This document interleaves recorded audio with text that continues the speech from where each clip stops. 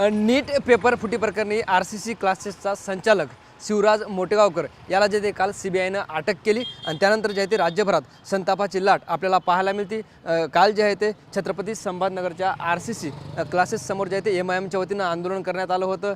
या बॅनरवर असेल त्या कॅबिनरवर असेल काळी शाई फेकून जे आहे ते शिवराज मोटेगावकर याचा निषेधसुद्धा करण्यात आला होता आणि त्यानंतर जे आहे ते छत्रपती संभाजीनगर पोलिसांनी या ठिकाणी पोलिसांचा खडा पहारा लावण्यात आला आहे। आपण बघतोय कोणतीही कायदा व व्यवस्था बिघडू नये, कोणताही अनुचित प्रकार घडू नये यामुळे जे आहे ते पोलीस अशा पद्धतीनं क्लासेसच्या बाहेर खडा पहारा देताना आपल्याला पाहायला मिळतात। काल जे आहे ते MIM व भाजपच्या वतीने या ठिकाणी आंदोलन करण्यात आलं होतं।